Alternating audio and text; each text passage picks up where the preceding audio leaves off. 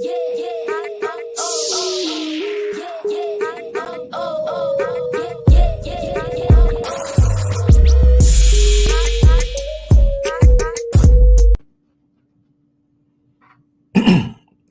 everybody. Dr. Rick Wallace dropping in on you. Hope everybody is having an unbelievable start to the week. I hope that all the things that you have lined up are starting to fall into place. And remember, no matter where you're at, no matter what you're going through, no matter how it seems, if you're still breathing, you're still in the fight. Keep that in mind. That is so important, because I can tell you from experience that the pathway to success is not one that is without challenges, that you are going to have moments where it seems like nothing that you are trying to do is taking root or coming to fruition. Someone sent something to me, I want to say last week. Things are moving so fast for me right now, it's hard to measure time, but someone sent something to me last week that said simply that don't let what you're seeing cause you to forget what I said. Signed, God. And that's so huge when you understand how I move. I'm not a religious person, but I am definitely spiritual. I am definitely connected to God, the Most High, the source of all that I am and all that I will be. And when that hit, I was like, yeah, you got to remember that. And it's kind of what I want to talk to you about. Real quickly, this session or segment is brought to you by the 7-day online business launch. If you want to know how you can literally launch a profitable online business in 7 days or less for less than $100, that information is in there. Check it out. And let's move into this. I've been doing public speaking literally all of my life. I literally was taught the story of the creation by my grandmother, and I'm giving you the real short version of the story. Taught the creation, Genesis 1 through 3, Genesis chapter 1 through 3. I was taught that story of the creation by my grandmother. I had to memorize it. I was taught how to recite it. And at the age of 3, I was taken around to churches and organizations and schools and everything else in the greater Houston area and beyond to recite that. I became known as the little boy who does the creation. At 3 years old, I was on stage with a mic speaking. I haven't stopped yet, to the chagrin of many. My grandmother used to tell me, oh my God, I just wish you shut up. But hopefully now the words that I speak are edifying. Hopefully the words I speak are empowering and uplifting. And it is really leading and taking people to a place. I know I received a major reinforcement that of my passion from someone who told me I got them through a very dark time 6 years ago when they lost their husband. I'm not going to go into the detail, but I shared it if you want to look. It's actually on all my social media pages. So if you follow me, you can find it. But as a speaker, one thing that I have done, for years, decades, is when I'm on stage, that at some point, people are going to hear the phrase, no surrender, no retreat. And it has become a part of my mantra. It has become something that anchors me. You finish what you start. You move in. You stake your claim to an expansion of your territory.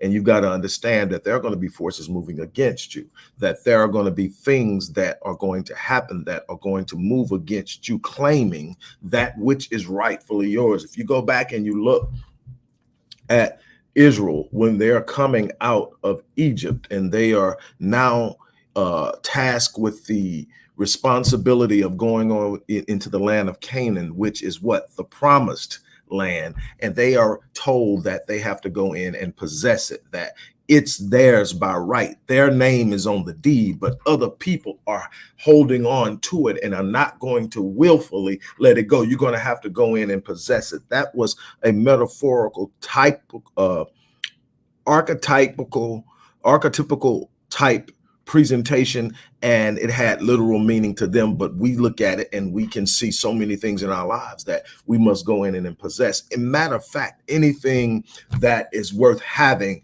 requires you take possession of it. It's not going to fall in your lap. It's not going to lay over and roll over for you. Life will pay you whatever price you demand of it, but life is going to come with counter demands. Life is going to come with challenges. The thing is, how are you going to take it? So I'm there consistently. And I love it, actually. When I go back to speak at places that I've spoken at before, and I'm introducing, I'm walking out towards the podium or to grab the mic from the person who introduced me, I can hear people who have heard me speak before screaming, "No surrender, no retreat, no surrender, no retreat." And it tells me that they heard at least that part of my message the last time. And if you get no surrender, no retreat, it doesn't come with answers to the problems. It doesn't come with blueprints and solutions. But what it comes with is a state of mind that won't let you bend when things get dark. What it comes with is a state of mind that won't let you fold when things start happening. When it comes with is this mindset that says, I can't go back and I'm not going to fold. I'm not going to give in to this moment. I'm built for this. So I'm going to push on. And so I get hyped before I even got the mic in my hand. I'm already, why? Because somebody got the message last time. So I'm not standing up alone. Somebody knows where I'm going. And so, but people say, well, you know, how did you come up with that? Well, I didn't make it up. I heard it a long time ago. But what made it stick with me is, in case you haven't noticed, I was early in life introduced to the Bible. One of my doctorates is in theology. So I've spent a lot of time breaking down the Bible and gleaning from the biblical principles that flow through, that govern how we move, how we think, and lead towards success. When you understand it, there's nobody that should be claiming the Christian faith or studying the Bible that should be walking in a place of mediocrity and helplessness. It should not be happening. It means that you've missed something, you've been mistaught, you've been misled, or you misunderstood. It's time to that. But I'm looking at it, and there's this passage that I got early in life. I had to be maybe 13. And it wasn't the first time I read it, but it's 13 when it stuck. So then when I heard no surrender, no retreat, probably at a football camp or something like that I was attending. Good morning. And I'm attending this camp, and I heard no surrender, no retreat. It coincided, it connected my mind with this passage. I'm going to show you this passage out of Hebrews chapter 10, starting with verse 35. I'm going to break down the context of it so we don't have to read it all, but I'm going to give you 35 to 30. It says, therefore, do not throw away your confidence, which has great reward, for you have need of endurance, that when you have done the will of God, you will receive the promise. For yet in a very little while, he who is coming will come and not delay. The King James Version says tarry, which means take a long time. But my righteous ones will live by faith. And if he shrinks back, my soul finds or has no pleasure in him. Then here's the end, though. This is the part that I love. It says, but we are not among those who draw back or shrink back or fall back to utter destruction. But we are those who believe and stay steadfast unto the saving of the soul, or to the safekeeping of the soul. In other words, no surrender, no retreat. Why am I sharing this with you today? Because you're going to reach a point in life where there's something you desire, something that you hold dear, something that is meaningful to you. And you are going to have to make a decision in that moment whether or not you're going to possess it.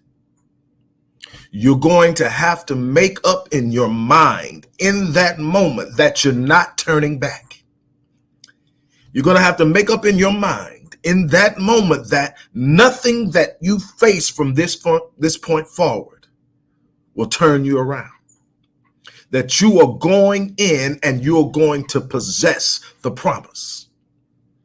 Whatever the promise is for you, you're going to possess the promise of your potential. You're going to possess the promise of God to your lineage or your family line. You're going to possess the promise of healing from trauma and generational disruption, toxicity and dysfunctionality. You are going to embrace the promise of a better financial future. You are going to embrace the promise. But see, embracing the promise comes with the challenge. And I talk about this a lot of times, and people who hear me speak a lot sort of maybe get weary of hearing it, because sometimes you don't want to hear about a process. You just want the promise. But there is no circumvention of the process and the attainment of the promise. And in those mere instances, those few instances where it seems like you've somehow landed the promise without first enduring the promise cannot be sustained or held by you, because you haven't been prepared by the process to hold it. Let me tell you something. What God has for you is too big for you to hold, but without going through the process. Let me say that again. While you see people come into things that are huge and they seem to have skirted. I love using the analogy of the lottery, because the lottery sits up and says, I can play a system that's designed to make me fail. And if I am just extremely lucky, I win. But here's the problem. I circumvent the problem, because the objective is what we should be paying attention to. We get caught up in the process so much that we lose sight of the objective, and therefore we don't see the value in the process. And so we try to skirt the process. See, when we're playing the lottery, the objective is to enter into a situation in which we have wealth. But see, wealth is something that's built. When you don't build it, you don't develop the mindset, the mentality, the skill, the understanding of what to do with it. And then when it lands in your lap, you are ill-equipped to hold it, and you don't have the source underneath it, which is God, to sustain it, and it leaves. That's why 90-something% of people who win the lottery end up in financial ruin or financial difficulty. A lot of them end up in a worse situation than when they started. Why? They inherited something so huge that they hadn't been prepared to hold it. You got to be prepared to hold the promise. That's what the process is about. When you try to skip and skirt around it, you disrupt the natural process of development emotionally, spiritually, mentally, intellectually. And what happens is when you get it, it feels good because you got it, but you don't know how to sustain it. This goes so much further than money. Some of us are wishing for things we have not yet been prepared to sustain. And then when it's time to be prepared and developed, we balk at the process, because the process is often painful and always full of discomfort and uncomfortable. What am I trying to express to you here? Some of you are in a place right now. It hurts. It's uncomfortable. There's a level of uncertainty. That's why you operate by faith. Go back, it says, but my righteous will live by faith. My righteous will live by faith.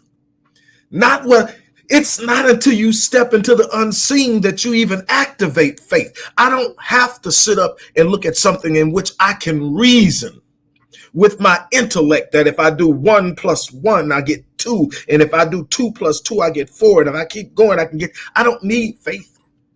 I just need to act. Some of us aren't even acting on the things that we can reason and write. But see, faith is that thing that moves and operates within the realm of the irrational, in the realm of the things that you can't explain, the inexplicable. Faith is the thing that you sit up and you step into and unlocks providence. You don't get the answer until you activate the faith. You trying to figure out how you're going to do something you've never done. And because you can't figure it out, you get frustrated and you set it down. Let me explain something to you that should have been obvious when you started. That if you've never done it before, the chance of you understanding how to do it is probably not that likely. You don't have to know. Matter of fact, Les Brown says it all the time. When you are trying to establish whether or not you're going to do something you've never done before, how you're going to do it is none of your business. Why? Because that will shut you down. Why? Because you don't know yet. When you will know is when you make up in your mind and make a commitment to move. Oh, providence. God then opens the gate of abundance and providence. It's then you start to meet people that will do this for you. Meet people that will connect you with that person who will do this for you. And the next thing, you wait a minute. All I did was move into a place that I could not see for certain what was going to happen. Oh, that's where faith does some pretty remarkable things. Said, but my righteous will live by faith. And then I'm recalled to mind a conversation God had with Job where he stood up and told him, he said, you shall declare a thing, you shall speak it, you shall make up in your mind that it's going to happen and it will be established. Long before you see it, it is already done. It shall be established for you when you declare it. Now, the problem with some of y'all is you're declaring the wrong thing. You're speaking your circumstances. You're speaking your situations and you're not making declarations. You're not declaring something greater than what you're experiencing. You're focusing on the problem and you are speaking your situations. People have often accused me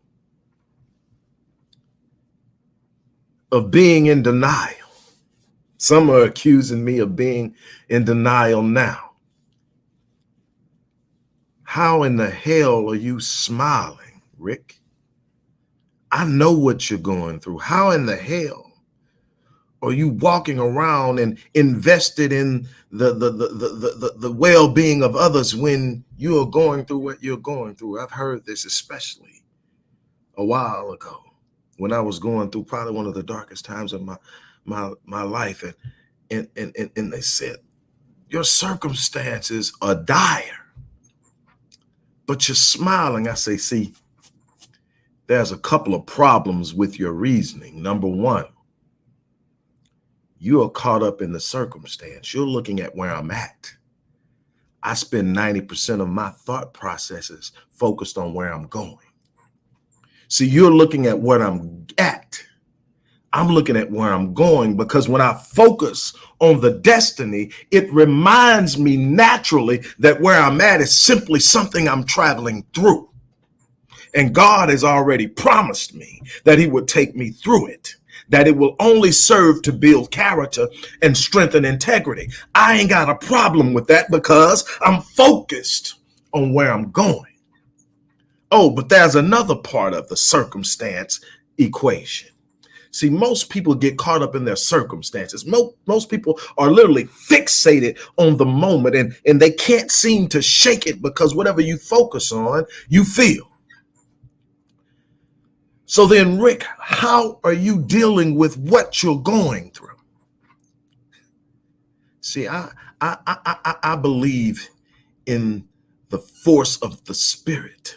When I communicate with God, my communication is more often at a spiritual level than it is an audible exchange. I have never heard from God audibly, at least not in no long-term conversation, but I communicate with him daily on a spiritual level, where I raise my level and my frequency of which I operate. I start out every morning with gratitude. Why? Because when I say thank you, it immediately places me at 500 hertz. You can literally measure the energy emitting from my body, from my brain, from my thoughts. You can literally measure it with a hertz scale. It's at 500 hertz or higher the moment I say thank you. And then I come up with reasons to say thank you. And every time I say thank you and it's authentic, it raises the level of my frequency. What am I trying? I'm trying to get to 700 hertz. Then I think about the things I love. And the beautiful thing about love is love doesn't require anything back. It is something that goes out. And so now I'm at 600 hertz. And now when I get to 700 hertz, now I'm in the realm of revelation.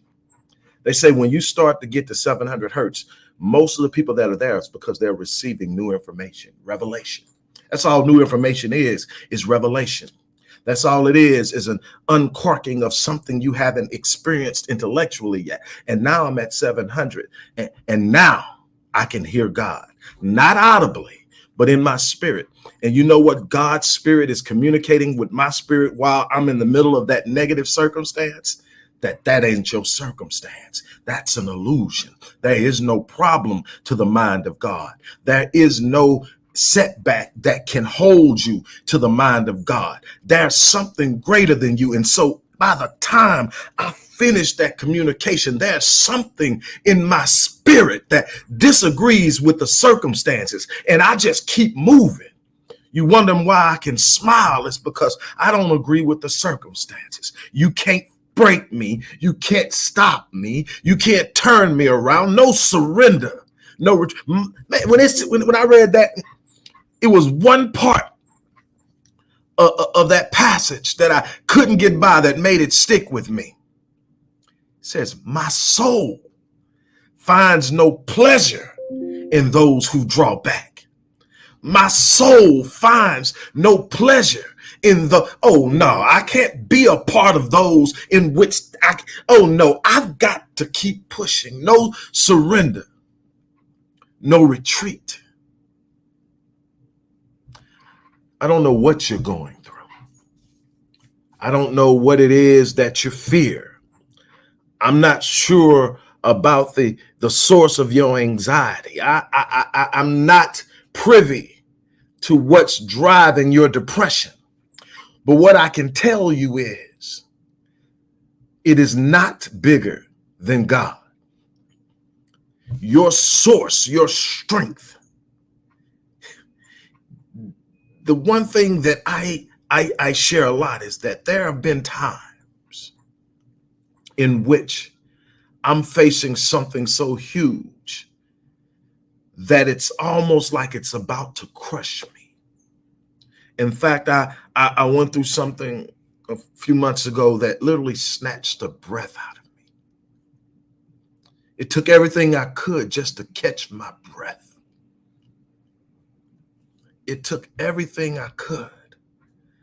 But there's something that I've been doing as long as I can remember. When I don't have an answer, I remind myself of this. I stand in front of the mirror and I look at myself and I say, you're built for this. God has a purpose for it and you're built for it. God is never going to allow you to go through something that's going to destroy you. Oh, I know it feels like it's going to destroy you now. I know it feels like there's nothing that can take away the pain, but you're built for this. I want to share that with you. Right now, you're carrying a load that looks like it's going to suck the life out of you, but you're built for it. I heard Will Smith, like him or love him, say something that, again, was one of those things that just landed there. And it has never left since I heard him say it. And I agree. He said that God placed everything worth having on the other side of fear.